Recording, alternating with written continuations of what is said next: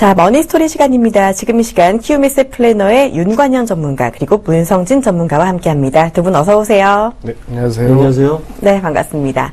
자, 지난주에 저희가 이 시간을 통해서 중년의 보험관리법이라는 주제로 이야기를 나눠봤는데 정말로 우리 시청자분들의 반응이 참 좋았습니다. 자, 그래서 오늘은 중년의 자산관리법에 대해서 알아보려고 하는데요. 40, 50대 중년 같은 경우 사회생활이 아직 한창입니다. 그리고 그만큼 소득이 가장 많은 시기라고 볼 수도 있겠는데요. 반대로 그만큼 돈 쓸 곳도 많은 시기입니다. 자, 이런저런 이유로 좀 자신의 노후 준비가 소홀해지기 마련인데, 자, 구체적으로 좀 노후 준비가 부족해지는 큰 이유 어떤 게 있을까요? 예, 뭐 40, 50대 중년층이 되면은 가장 대한민국 현실적으로 제가 이제 가끔 이제 여쭤보면 행복하십니까? 많이들 좀 힘들다고 얘기들 하시죠. 왜 그러냐면은 사실 이제 대한민국 현실적으로 보면은 중상층이 무너졌던 가장 첫 번째 이유가 이제 바로 교육이죠. 자녀 교육에 대한 준비가 워낙 대한민국의 교육률도 강했지만 실질적으로 교육비 상승률이 물가 상승률을 고려했을 때 훨씬 더 뛰어넘다 보니까 자녀 한 명 대학에 들어갈 때까지 무려 3억 이상의 비용이 지출됩니다. 그러다 보니까 실질적으로 중년층이 노후 준비를 여유롭게 준비한다? 뭐 실질적으로 미리 계획을 하신 분들도 있어요. 하지만 중간중간에 그런 어떠한 깨질 수밖에 없는 저축 플랜이 왜 이루어지냐? 바로 자녀에 대한 교육을 더 사실 열의를 가지고 하다 보니까 그런 준비들은 아직 차선책으로 갈 수밖에 없었고 가장 우선순위는 바로 그런 부분에 포커스를 뒀고요. 또 요즘 이제 경기의 어떤 흐름이라든지 여러 변동 사항들이 쉽지 않은 여러 과제가 있었거든요. 그러다 보니까 사실 40, 50대 노후 준비 만만치 않은 숙제입니다. 하지만 그래도 불행한 노후를 하지 않으려면 준비하셔야겠죠? 그렇기 때문에 오늘은 들으시면 많은 소중한 시간이 될 거라고 봅니다. 예. 네, 참 어느 세대든 선뜻 행복하다라고 말하기가 힘든 시장이다라고 할 수 있겠는데요. 일단은 게다가 경제적으로 여유롭지가 않을 경우는 좀 더 어려워질 수도 있겠다라는 생각이 듭니다. 일단은 대한민국 사교육비가 정말 만만치가 않은데요. 중년 같은 경우 학생인 자녀를 두신 경우라면 정말 교육비 지출이 엄청날 것 같고요. 게다가 부모님의 부양 그리고 노후 준비까지 해야 할 게 정말 많을 것 같은데, 자, 그렇다면요, 소득이나 지출 관리 같은 경우는 어떻게 하는 게 좋을까요? 네. 시청자분께서는 월급이 나오면은 저축부터 하고 지출을 하십니까? 아니면 저축을 하고 지출을 하십니까? 네. 정답은 저축부터 하고 지출을 먼저 해야 됩니다. 먼저 이제 재테크에 있어서 지출 관리가 필수입니다. 지출에는 고정 지출과 비고정 지출이 있습니다.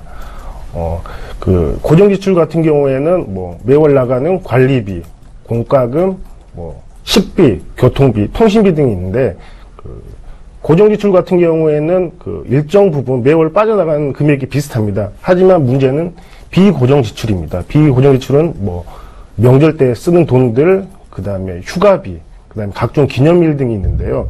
이 같은 비고정지출을 정확히 파악하지 않았을 경우에는 이 가정의 가정의 평균적인 소득에 있어서 문제가 생길 수가 있습니다. 그렇기 때문에 이 지출 부분을 정확히 파악하셔야 되겠고요. 두 번째로는 비상 예비자금 마련입니다. 방금 말씀드렸다시피 비고정 지출에 대해서 마이너스가 되면은 대출을 받게 되는가 아니면 주변 지인에게 돈을 빌리는 그런 현상이 발생하기 때문에 꼭 이런 부분에 준비하셔서 비상 예비자금을 관리해야 되겠고요. 그 다음에 세 번째는 카드 관리입니다. 요즘 체크카드보다 신용카드를 많이 사용하는데요. 신용카드를 사용하다 보면 아무래도 할인이라든가 할부 이런 기능들이 있어가지고 체크카드보다 소비 현황이 높습니다. 그리고 네 번째는 가계부입니다. 그래도 아무래도 가계부를 쓰다 보면은 내가 지출을 어떻게 하는지 한눈에 볼 수도 있고 불필요한 지출들을 다음에 하지 않을 그런 생각들을 하기 때문에 꼭 가계부를 쓰셨으면 좋겠고요. 마지막으로 사소한 돈도 아끼시면 좋겠다라는 말씀을 드리고 싶은데요. 보통 점심을 드시고 커피숍을 이렇게 지나가다 보면은 커피숍에 사람이 되게 많습니다. 커피 한 잔에 보통 4,000원 정도 하는데요. 이 4,000원이라는 금액을 한 달 동안 한 20일 정도 모으게 되면 약 한 달에 8만 원 정도 됩니다. 이 8만 원 돈을 30년 동안 모으게 되면은 2,880만 원이라는 금액이 나오는데요. 이 금액을 가지고 2%라는 저축상품을 가입했을 경우 30년 후에는 4천만 원 정도라는 돈을 모을 수가 있습니다. 그렇기 때문에 이런 부분들도 생각하셔가지고 지출 관리부터 꼼꼼히 따져보시고 그 이후에 저축부터 하시고 그다음에 지출하시는 게 좋을 것 같습니다. 네, 사실 저만 해도 지출을 먼저 하고 남은 돈을 저축하는 경우가 없지 않았는데 좀 그러면 안 되겠네요. 네, 저축부터 꼭 해야 한다라는 점 강조해 주셨고요. 작은 돈 아끼면서 비상금 통장 꼭 만들자라는 이야기 해주셨습니다. 자, 그런데 비상금 통장 같은 경우 생각하기는 쉬운데 정작 만들기는 어렵잖아요. 어떻게 만드는 게 좋을까요? 일단 뭐 꼬리표 다른 저축처럼 여러분들 통장 보시면은 각자 한 통장에다가 모든 걸 다 지출 통제를 하는 경우가 있어요. 그러지 마시고 가능하면 아까 얘기했지만 자녀 교육비 통장 여러분들 뭐 예를 들어서 보험증권도 각자에 따라서 틀린 것처럼 지출 범위도 약간 구분을 해주셔서 하는 것이 훨씬 더 유리하고요. 또 비상금은 어떻게 보면은 사실은 일반 저축을 정리하거나 보험을 정리할 경우 가장 어떤 일반 가정에서 갑자기 긴급 자금이 필요할 때 그런 부분을 정리하게 됩니다. 그래서 그런 거에 대한 준비를 조금 제반 사항들을 준비하지 않고는 또 여러 가지 사항이 그러다 보니까 사실 예를 들어서 요즘 보험 상품 중에 보면 중도 인출이라든지 약관 대출 기능도 있습니다. 또 그런 기능 활용해서 하는 부분도 있기 때문에 어떻게 보면은 그래도 지출 관리에 대한 준비도 중요하지만 아까 얘기했지만 그래도 내가 노후나 아주 중장기로 봤을 때 플랜을 세부적으로 계획을 짜갖고 준비하는 것이 더 중요하다고 말씀드리고 싶습니다. 예. 네, 용도별로 통장을 나누자 좀 기본적인 이야기인데요. 꼭 실천해 주시길 바랍니다. 자, 아까도 말씀을 해주셨지만요. 학생들의 사교육비가 정말 만만치가 않습니다. 자, 그런데 또 부모님 마음이 그렇잖아요. 내 자식한테 들어가는 돈, 교육비는 특히나 아끼지 않는 게 좀 우리나라 엄마들의 마음인데 너무 지출하면 또 노후가 흔들릴 수가 있는 만큼 적정한 비중이 중요할 것 같아요. 네. 일단 우리나라 부모님들 교육률은 세계 최고입니다. 네. 그리고 요즘 뭐 경기도 안 좋다 보니까 대부분 맞벌이를 많이 하시는데요. 그렇다 보니까 부모님들이 일정 부분 자녀들에게 교육할 수 있는 그런 것도 있겠지만 그런 거를 사교육으로 많이 돌리고 있다 보니까 그만큼 교육비 비용이 많이 발생하게 되는 것입니다. 그리고 보통 지금 현재에서 자녀를 한두 명 정도 낳다 보니까 대부분 이 사랑을 많이 주기 때문에 그렇죠. 그만큼에 대해서 비용이 많이 발생하는 게 사실이고요. 통계청 발표에 의하면은 1인당 평균 가정에 60만 원 정도 그 사교육비 정도가 발생하고 한 18% 정도라고 그럽니다. 그만큼 많이 나가는데요. 일단은 교육비를 어느 정도 마련해야 되겠다는 그 정답은 없습니다. 하지만 이거는 꼭 기억해야 될 게 사교육비를 준비함에 있어서 내 노후라든가 아니면 생활에 있어서 지장이 돼서는 결코 안 되겠습니다. 네, 사교육비도 문제지만요. 그렇게 공부 잘 시켜서 대학에 딱 들어가면은 그때부터 또다시 고민이 시작입니다. 대학 등록금이 정말 만만치가 않은데요. 좀 하루아침에 모이는 돈이 아닌 만큼 등록금을 위한 목돈 준비 방법도 필요할 것 같은데 어떻게 준비하는 게 좋을까요? 네, 일단 태어나서부터 그 졸업 때까지 애들 대학 졸업시키는 데까지 평균 3억 정도 이렇게 든다고 합니다. 아, 많이 드네요. 예, 그렇게 많이 드는데요. 네. 근데 그 중에서도 대학 시기가 가장 돈이 많이 듭니다. 지금부터라도 준비하지 않으시면은 막상 자녀들이 대학을 가게 되면 엄청난 부담을 느끼시게 됩니다. 그렇기 때문에 지금부터라도 빨리 준비하시는 게 좋고요. 일단은 자녀가 대학 갈 시점이 언제인지를 먼저 기간이 얼마 남아있는지를 확인하고 그 다음에 내가 과연 저축할 수 있는 금액이 얼마인지 이걸 빨리 파악을 해야 되겠습니다. 그리고 마지막으로 이제 저축을 할 때 복리 효과도 되면서 그다음에 장기간 소액으로도 유지할 수 있는 그런 상품에 가입하면 좋겠고 추가적으로 뭐 반복적으로 일어나는 입학이라든가 졸업 거기에 대해서 중도 인출할 수 있는 그런 자금들까지 여유롭게 쓸 수 있는 그런 기능까지 있으면 좋겠습니다. 그래서 이 부분들을 참고하셔서 좋은 금융 상품에 가입하시면 좋을 것 같습니다. 네, 미리미리 좋은 상품에 가입하는 것도 학비 마련의 방법이다라는 이야기 들어봤습니다.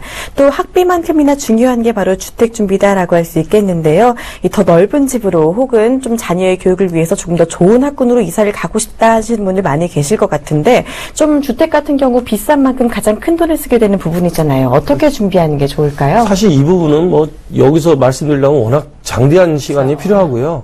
주택 마련이 사실 가장 지금 교육비 마련이 이어서 대한민국의 가장 한국 경제의 발목을 잡는 부분이라고 좀 말씀드리고 싶습니다. 하지만 이제 개념이 많이 들려졌죠. 혹시 거주의 개념과 투자의 개념으로 구분된다면 예전에 투자의 개념이었다고 말씀드리고 싶습니다. 왜냐하면 주택에 뭐 융자를 받거나 대출을 받아서 투자를 해도 그만큼의 뭐 일부 지역은 아직도 그렇게 좋은 어떤 그런 투자 성향이 되지만 지금은 거주의 개념으로 많이 바뀌었죠. 그러다 보니까 주택은 사실상 어떻게 보면 투자 기간보다는 투자 수단보다는 조금 더 본인들의 거주하고 제2의 현금화 자산할 수 있는 어떻게 보면 이게 선진국으로 가는 제대로 된 어떤 금융 플랜이라고 말씀드리고 싶습니다. 사실은 대한민국의 가장 노후의 현금 자산 보유율이 상당히 저조하거든요. 다들 어떻게 보면 부동산 투자에다가 집중하다 보니까 이런 문제가 있고요. 일찌감치 어떻게 보니까 그래서 주택마련저축이라든지 어떤 플랜들을 세부적으로 하고 가끔 상담을 해보면 대출 이자의 부분에 대해서도 그냥 금융권을 한 군데만 그냥 사실 근데 금리 부분이나 이런 부분도 좀 잘 조정을 해갖고 본인들한테 왜냐하면 고액이다 보니까 사실은 소액을 0.5% 0. 몇 프로만 떨어져도 그 금리에 대한 이자율은 상당히 떨어지거든요. 지금 사실 살기도 버거운데 또 그런 부분에 조율하는 거에 조금 더 정보를 갖고서 가져가면 훨씬 더 유리할 거라고 말씀드리고 싶습니다. 예. 네, 주택 마련 플랜도 역시 빨리 준비할수록 좋을 것 같습니다. 자, 학비만 그리고 부동산 가격만 좀 낮아져도 많은 분들 숨통이 좀 트이실 것 같은데요. 보통 주택 마련을 위해서도 그렇고 여러 가지 이유로 대출을 이용하시는 분들도 많으신데요.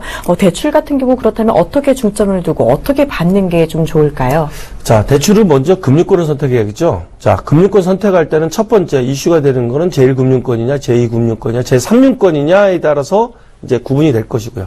자, 금리 부분에서는 이제 변동금리로 할 거냐, 확정금리로 할 것이냐 있는데, 일단 여기서 팁을 하나 드린다면, 변동금리에 대해서 약 3에서 4% 정도의 변동금리 이자율에 대한 부담을 자기가 소화할 수 있다. 그럼 변동금리로 가는 게 맞고요. 그렇지 않다고 하면은 확정금리로 가는 게 맞다고 말씀드리고 싶습니다. 예. 네, 어디서 대출받는지가 일단 중요하고 변동금리 3~4% 감당이 된다면 변동금리로 그렇지 않다면 확정금리로 이용하는 게 좋겠다라는 이야기 해주셨습니다. 자, 중년이라면 정말로 목돈 운용이 필요한 시기다라고 할 수 있겠는데요. 현금성 자산과 좀 안전자산 그리고 수익성 자산까지 여러 가지 자산이 있잖아요. 이 배분은 어떻게 하는 게 좋을까요? 네, 자산 배분은 목적과 시기에 따라 다른데요. 쉽게 말씀드리면 몇 년 안에 무엇을 어떻게 할 것인가 그리고 이걸 하기에 있어서 얼마 정도의 금액이 소요가 되느냐에 따라 다르게 됩니다. 그리고 보통 목돈을 은행의 예적금이라든지 아니면 뭐 증권회사의 펀드 아니면 보험회사의 저축성 보험 같은 그런 상품에 많이들 가입하고 싶은데요. 어떤 금융 상품을 이용하는지도 중요하겠지만은 먼저 본인의 재무 상황이나 위험 성향들을 먼저 파악하는 게 중요합니다. 아무리 좋은 상품을 가입했더라도 내가 이제 기다릴 수 있는 여유가 없다면 그 상품에 대해서는 크게 의미가 없기 때문입니다. 그리고 위험성이 있는 그런 상품을 가입했을 경우 불안해서 잠을 못 자는 그런 분들도 계시기 때문에 이런 본인의 재무적 상황이라든가 위험 성향을 잘 판단한 후에 그 전문가와 1대1로 상담을 통해서 맞춤형 자기에게 진짜 가장 적합한 금융 상품을 가입하는 걸 추천해 드립니다. 네, 자산 배분에도 먼저 목적이 있어야겠는데요. 일단은 상담이 필요한 부분이다라는 점 말씀해 주셨습니다. 자, 사실 요즘 또 저금리 시대임에도 불구하고 투자가 어렵기도 하고 원금 손실이 무섭기도 하고 그래서 좀 은행에 그냥 두시는 분들도 많이 계시거든요. 투자를 좀 어려워하시는 분들이 쉽게 접근할 만한 상품은 혹시 있을까요? 예. 혹시 지금 은행에 가서 번호표를 끊고 여러분들 금리에 대해서 물어보지 않고 그냥 좋은 상품 있어요? 하면 은행 직원이 하나 그냥 데스크에서 안내해줘. 그런 시대에 여러분들이 지금 있지만 실질적으로 지금 은행 금리가 10% 옛날에 10여 년 전 지금 그 상태와 지금 같습니까? 지금 1%예요. 지금 일본도 0%의 금리 시대가 왔어요. 한국도 마찬가지로 선진국으로 갔을 때 금리가 점점 떨어진 건 사실인데 아직도 금융에 대한 정확한 정보력이 없는 분들은 아직도 은행에다 저축을 합니다. 또 가까운 새마을금고나 농협이든 합니다. 금융권이 나쁘다는 거 아니에요. 하지만 손실의 위험 때문에 저축하지 못한다면 그러다 보면은 우리 장판에다가 돈 이렇게 재놓고 있을까요? 그렇진 않거든요. 아까도 앞서 우리 문석희 전문가 얘기했지만 최소한 일찌감치 장기적인 개념을 먼저 플랜을 짜야 하는데 그러지 못한다면 요즘 단기적으로 그런 준비도 할 수 있는 상품들이 나왔어요. 또 아까 얘기했지만 혹시 여러분들 요즘 제로 상품이라고 나왔습니다. 사업비를 제로예요. 그러니까 어떻게 보면 그런 상품들이 금융권에서 계속 낸다는 거는 소비자에 대한 이제 어떻게 보면 보호 상품들이 아주 계속 이제 나올 겁니다. 자, 그렇다면 지금이라도 그런 개념에 맞춰서 준비를 해야 한다. 저는 그렇게 말씀드리고 싶습니다. 예. 네, 저금리 시대에 투자를 위한 상품 꼭 알아보고 좀 염두에 두시길 바랍니다. 자, 다양한 이야기 들어봤는데요. 저희 시청자들을 위해서 중년 자산 관리의 팁 한 가지씩 들어보도록 하겠습니다. 먼저 윤관영 전문가님. 자, 먼저 어떻게 됐든 간에 소득이 적든 많든 그 소득을 지키는 원리를 가장 잘해야겠죠. 그렇지 않으면은 소득 계속 마이너스로 갈 거고요. 그렇다고 하면은 지금이라도 자기 자산에 대한 정확한 사이즈와 맞는 규모를 빨리 책정을 해서 거기에 관련된 준비를 해야 할 거라고 봅니다. 특히 중년 측은 소득을 앞으로 계속 창출할 수 있는 경제적 활동 나이가 앞으로 제한적이라는 생각을 가지셔야겠죠. 그렇다고 하면 그 제한적 기간 중에 최대의 효과를 올리기 위해서는 어떻게 할 것인가에 대한 구체적인 플랜을 가지고 아마 접근하시는 것이 아마 그 짧은 기간이지만 그걸 극복할 수 있는 제가 보기에는 가장 팁이지 않나 하는 생각이 듭니다. 네, 먼저 자신의 상황부터 체크를 해보고 그 다음에 자산관리 플랜을 짜보자라고 해주셨고요. 자, 문성진 전문가님도 팁 하나 주신다면요. 네, 돈을 모으는 것도 중요하지만 이 돈을 지키는 것도 중요합니다. 만약에 억 단위의 돈을 모았다 하더라도 네가 큰 질병에 걸리거나 아니면 크게 다쳤을 경우 이 돈을 쓸 수밖에 없습니다. 그리고 혹시라도 가장이 사망하게 됐을 경우 남겨진 남아있는 그 가족들은 되게 힘들 수가 있습니다. 그렇기 때문에 그 보장 자산에 대해서도 좀 한번 체크해 볼 필요가 있다고 생각합니다. 네, 돈을 모으는 만큼 지키는 게 중요하다. 보장 자산에 대해 관심을 가져보자라는 이야기 들어봤습니다. 자, 정리화면 보시고요. 바로 시청자와 함께하는 머니 컨설팅 이어갈게요.